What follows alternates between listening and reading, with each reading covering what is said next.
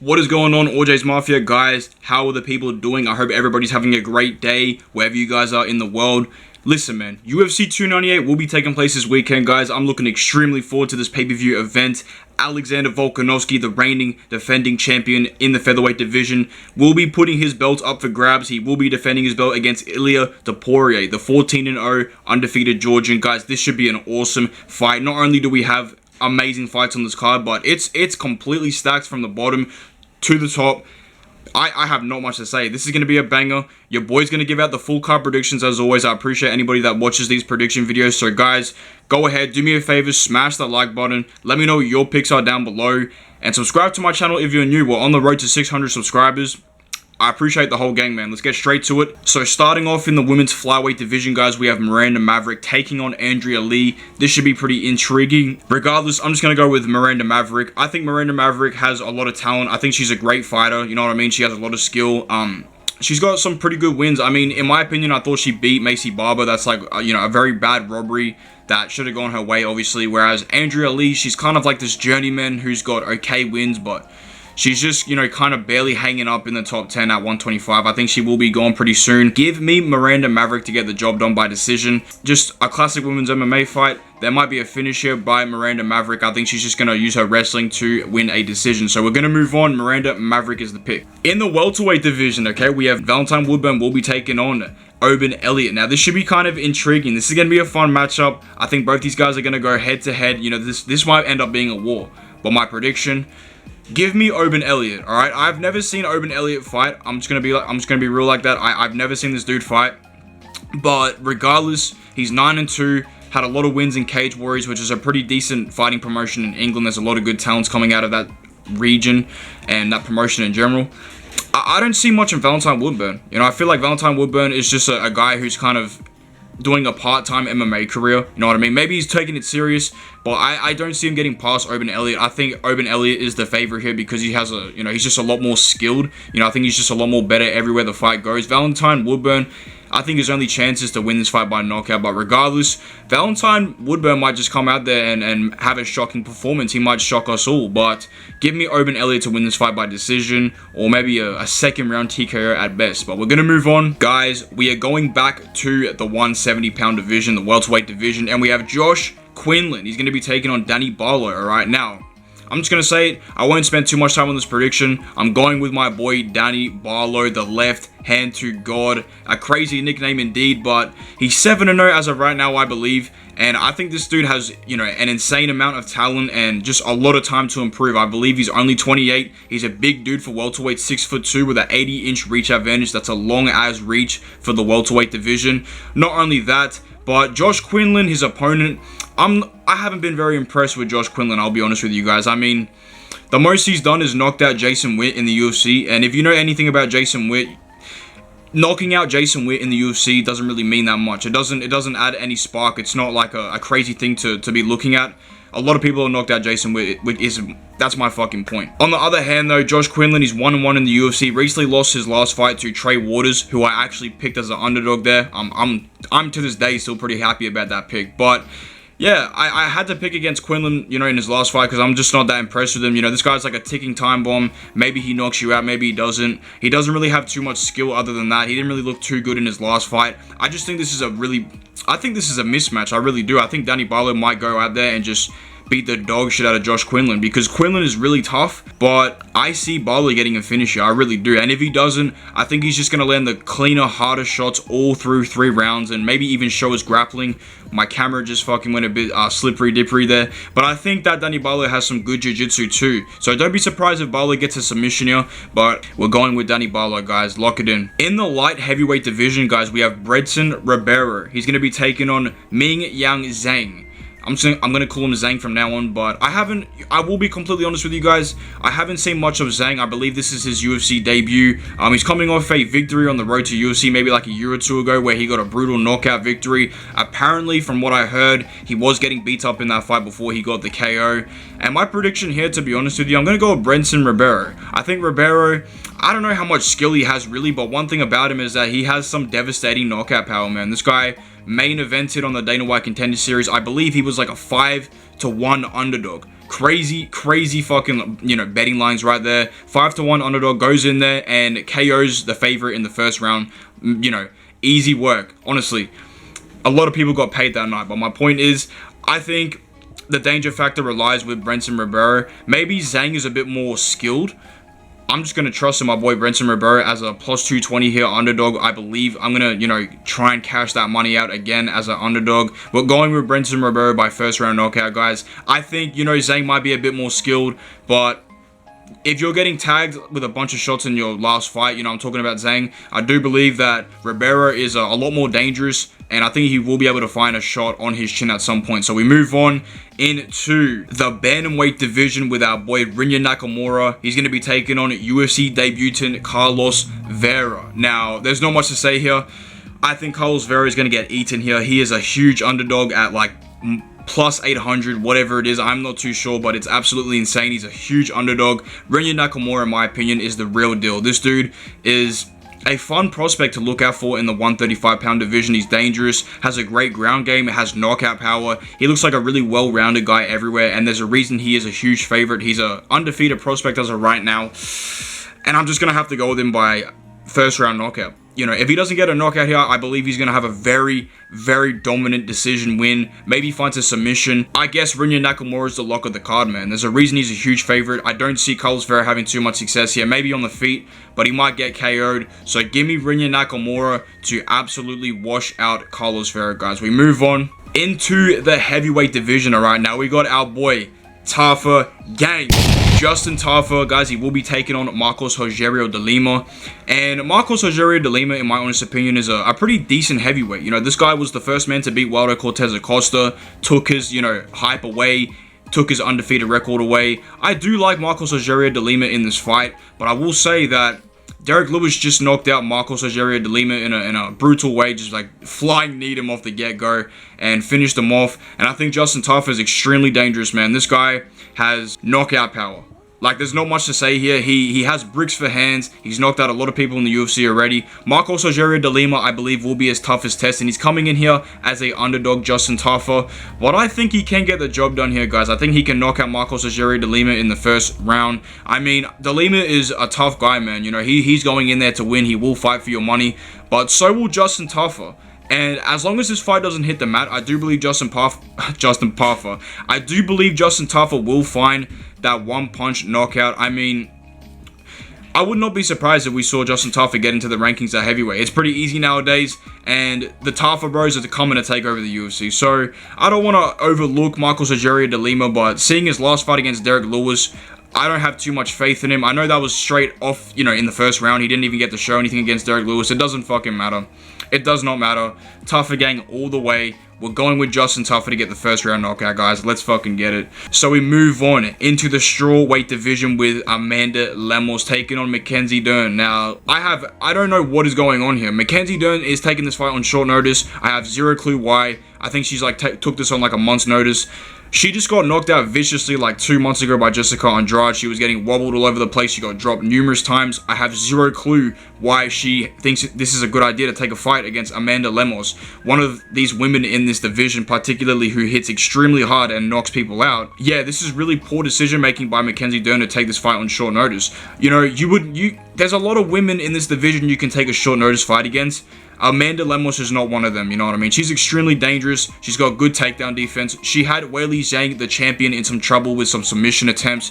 She's got power for hands, you know what I mean? She's quick too. She's a pretty good strawweight fighter in the division, guys. So there's not much to say here. I'm going to go with Amanda Lemos by first round knockout. I think she's honestly going to go in there and just beat the dog shit out of Mackenzie Dern. I would like to pick Mackenzie Dern here, but it's just not a good choice for her to come back. Not even 3 months after she, you know, got brutally beat by Jessica Andrade. She was getting smacked up all around the place, took a lot of damage, and she thinks it's a good idea to take a short notice fight against a power puncher in the strawweight division.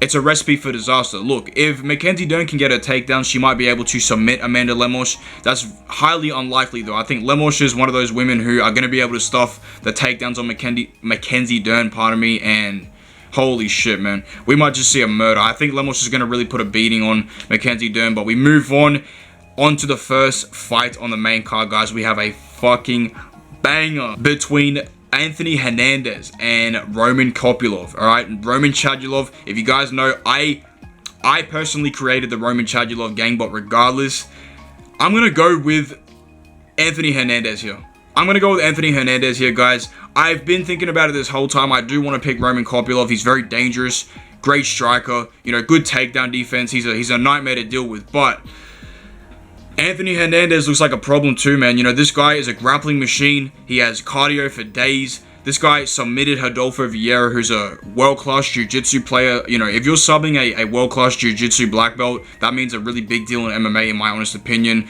Anthony Fluffy Hernandez, he is a bit of a slow starter. I think he will take some damage in the first round by Kopylov, but I think he can take down Kopylov, you know what I mean? Kind of just grind him out, make him super tired. Not only that, but I do believe that Roman Kopylov has a good chance in this fight, but the problem is he doesn't have the best takedown defense, and Fluffy is I would honestly say an elite grappler. You know, this guy has great submission wins, not only against Rodolfo Vieira, who I just said, but John Yon Park. John Yon Park is not getting submitted by anybody. You know what I mean? I think the only other guy to submit John Yon Park is Shavkat Rakhmonov. And that's a big deal, submitting guys like them. Regardless, when you look back with Roman Kopylov, he got submitted by Cole Roberson.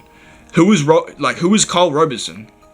You know what I mean? I have no clue who that dude is. He's not even in the UFC anymore, I believe, and that's just a terrible loss to have. I know Kopylov has improved tremendously since then. I know he's a good grappler himself with good takedown defense at times, but I think Fluffy's going to put the mustard on him. I really do. I could see Anthony Hernandez getting a second round submission, maybe a third round submission. I'm going to say third round submission. My only worry is this is a 3-round fight, which might benefit Roman Kopylov.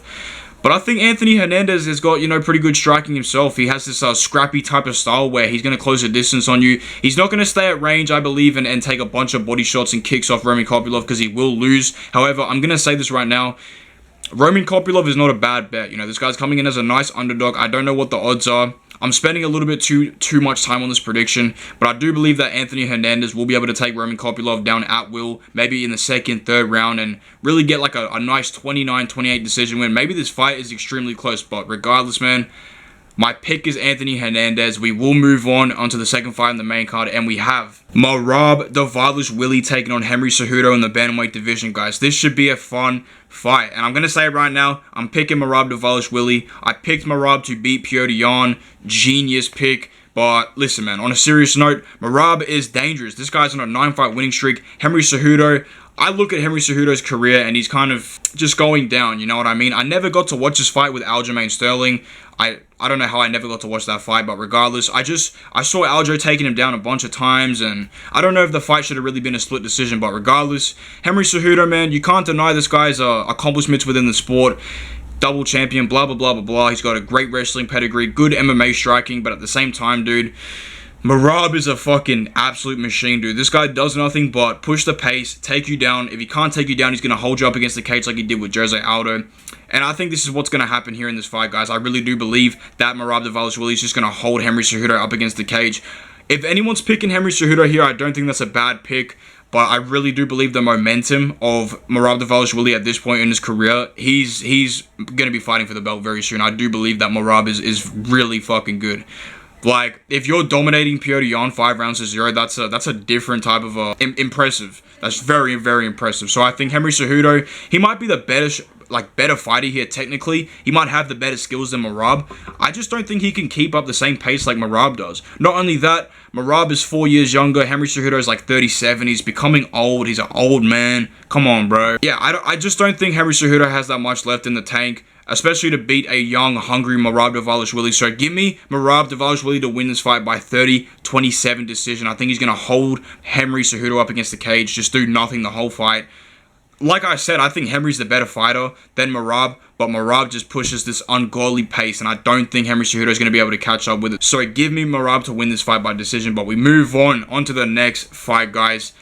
Oh, man, you guys aren't ready for this one. Ian Garry taking on Jeff Neal. This should be an absolute fucking banger of a fight. This is a fight that me personally, I was looking really forward to. These guys were supposed to fight last year. Jeff Neal got injured. It's rescheduled for this weekend, guys. Let's give out the prediction.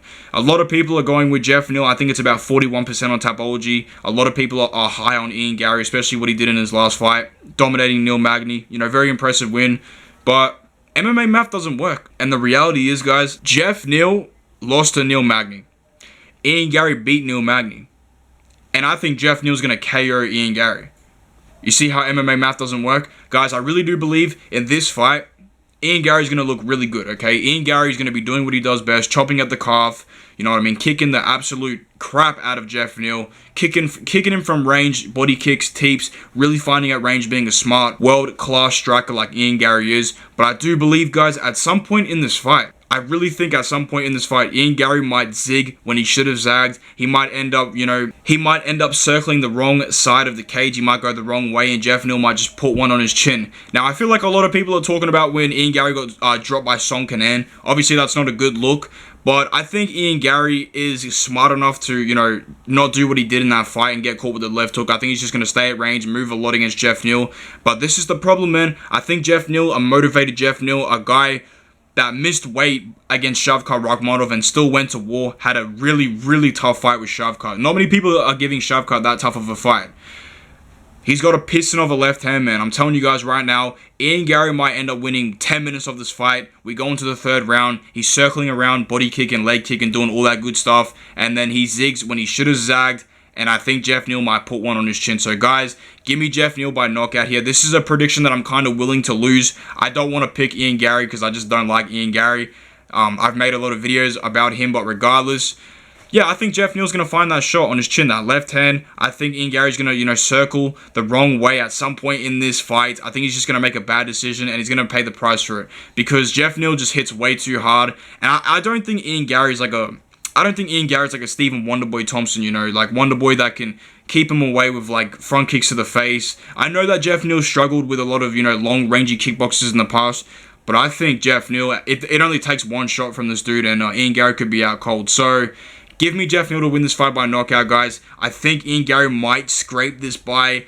Ian Gary might be the champ for all we know in the future years, but I'm just praying that Jeff Neal gets it done, guys. So I think Jeff Neal will find that one punch, and I think he's coming into this fight hungry, motivated, wanting to prove a point. I don't think he wants to lose to Ian Gary, guys. Trust me.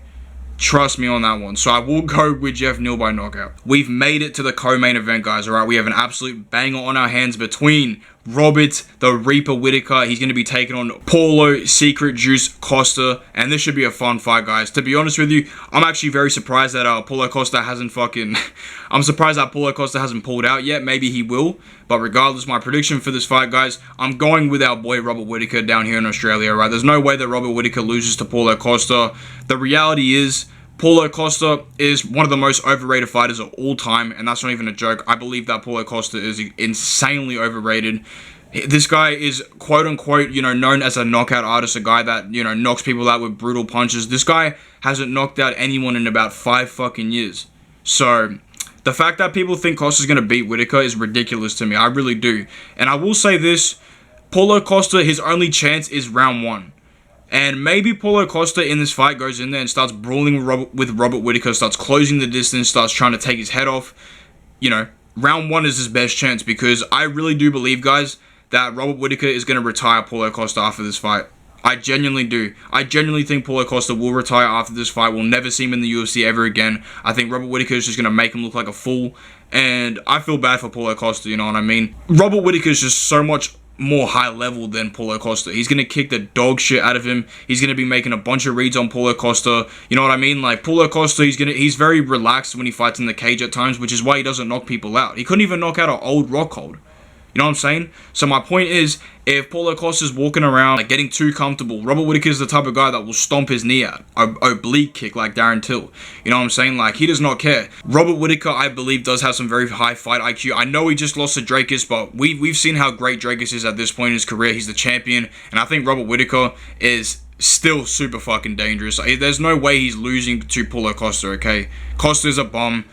His best chances in the first round to knock out Whittaker, and I'm telling you guys, Whittaker is going to school him and send him to the retirement village if Paulo Costa doesn't TKO Rob Whittaker in the first round. That's just how it is. So give me Rob Whittaker to win this fight by 29-28, 30-27 unanimous decision. I think he's going to beat the dog shit out of Paulo Costa, okay? That's just what it is. Guys, we have finally made it to the main event. Alright, we have our boy Alexander Volkanovski. He's going to be taking on Ilia Topuria, and I'm going to be honest with you guys, I'm extremely nervous for this fight. I'm very, very nervous.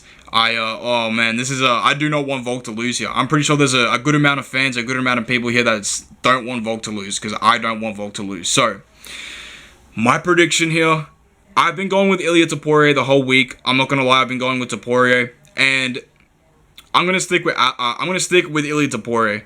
Guys, my pick here is going to be Ilia Topuria. I'm going to see if I have that Lucas Tracy curse where I pick Topuria and Volk wins. I mean, a lot of people here are picking Alexander Volkanovski. There's also a lot of people out here picking Ilia Topuria, and I just think Topuria is Volk's worst nightmare. I really do. I think Alexander Volkanovski is way more skilled than Ilia Topuria, but I also think that Topuria is very well-rounded. You know, this is not a one-dimensional guy. You know what I mean? A guy who's kind of going in there like Yair, just a kickboxer. I know that Yair does have ground game and all that, but my point is, a lot of fighters that Volk has fought are very one-dimensional. You know what I'm saying? Like, he fought the Korean Zombie. The guy is a striker. He fought Max Holloway. The guy's a striker. You know what I mean? Ilia Topuria is a grappler. This guy absolutely ambushed Bryce Mitchell on the ground, who is like known as a good grappler in the 145-pound division. I think Ilia is just gonna fucking walk down Volk the whole fight, because the only way I see Volk winning this fight is if he's on the back foot. You know what I mean? Just on the back foot, feinting, jabs, low kicks, you know, really sticking to a game plan. Let's be real, guys. If Volk tries to go in there and brawl with Ilia Topuria, I think Topuria maybe won't knock him out, but I think he's just going to have the more significant moments in this fight. He might drop Volk on a couple times. He might control him on the ground. I don't see Ilia... You know, if Ilia wins this fight, I don't see him dominating Volkanovski. Or in reality, I think that this might be like a fight where it's 2-2 going into the 5th. It might be a very close fight. I just think the head kick that, you know, knocked out Alexander Volkanovski by Islam Makhachev, it's just not good, man. Not good at all. I think that Ilia is very hungry. He's way younger than Volk. We all know that fighters over 35, most of the time they never win UFC fights, or they never defend their belt. And that's just worrying, man. It's really worrying. Even if Volk beats Ilia in the rematch, if they do rematch in the future, I do believe that Ilia is winning this fight, guys. You know what I mean?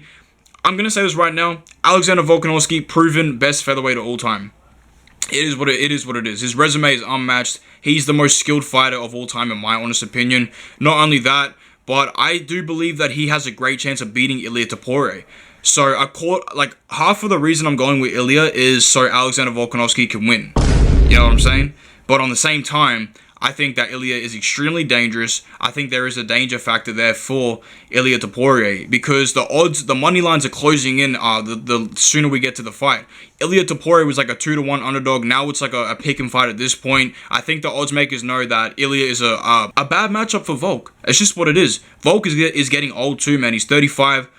I'm not trying to doubt my boy Alexander Volkanovski, but you know, age is a huge factor in this game, and even if Volk does win this fight, how long is he gonna have left? Is he gonna go up to lightweight, have like one more fight? Is he gonna keep defending his belt? Because he will lose at some point, and I do think that Ilia is the man to beat him. So what I'm gonna say is, I think Alexander Volkanovski might win the first round or two. Ilia Topuria does have 5-round experience. All right, I'm kind of just choking on this prediction because I'm so back and forth. But my point is, man, Ilia Topuria, he's going to be able to box with Alexander Volkanovski, alright? Max Holloway is one of the best boxers of all time. Alex absolutely schooled him. That's fair enough. But Ilia is just different. I really believe this guy's different. I'm not even that big of an Ilia fan, but I do believe that he's got good boxing. He can move around. You know what I mean? He's got good head movement. He's only really been in trouble against Jai Herbert.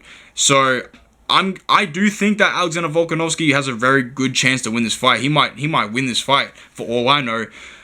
But Ilia Topuria is this, you know, nightmare matchup. I really do believe it, because what is Volk going to do if he takes down Ilia? I think Ilia will be able to get back up to his feet. I mean, Volk will be the stronger guy, but that doesn't matter, man. 5 rounds, Volk can get clipped at some point and get put away. So, guys, even, if this goes to a decision and Ilia's just been dropping him all over the place, who are they going to give it to? Ilia Topuria. So, we'll see whose boxing is better on the weekend, Volk's or Ilia's. I'm assuming it's Volk's for now, but Ilia is one hell of a boxer, man. So, I'm excited for this fight, guys. I will go with Ilia Topuria. I'm praying for Volkanovski to get the W. Maybe I might be picking Ilia so Volk can get the job done, but I do believe I've thrown out some good points there. Maybe Volk goes in there a bit too egotistical, wanting to prove a point. If he tries to brawl with Ilia, man, he's getting put out. That's just how it is. Ilya's just not someone you want to brawl in the pocket with. He's very accurate, very crispy striking. But if Volk, stays and just moves around the octagon, stays on the back foot, just jab too, just constantly fading, kicking. If he does what Volk does, Volk is going to win this fight. But give me Ilia Topuria to win this fight in the 4th round by knockout, or a 48-47 split decision and new Ilia Topuria, guys. I want Alexander Volksky to win. But that's going to wrap it up for UFC 298, guys. I hope everybody has enjoyed this video. I just wanted to clarify that in 2024, we have about a 67% ratio pick as of the first 3 cards. I haven't checked yet, but as of right now, I'm sitting at I can't even fucking speak. I'm sitting at a 67% ratio pick, guys, for picks this year. So I'm doing pretty good. I could be doing a lot better, but I also could be doing a lot worse. I feel like we're doing great things here on the channel. So, guys, make sure you help your boy out. Like the video. I hope you guys enjoy my predictions. I hope I gave you some good insight on the fights and what I'm really thinking, guys. Leave a comment down below for the algorithm. Subscribe to the channel. I'm coming out with some content later this week. But until then, guys, please, Alexander Volkanovski, please get the job done. Please get the job done. I'm praying for Volk to get the job done. But until then, guys, I will see you soon. Take care, my brothers. Zeus.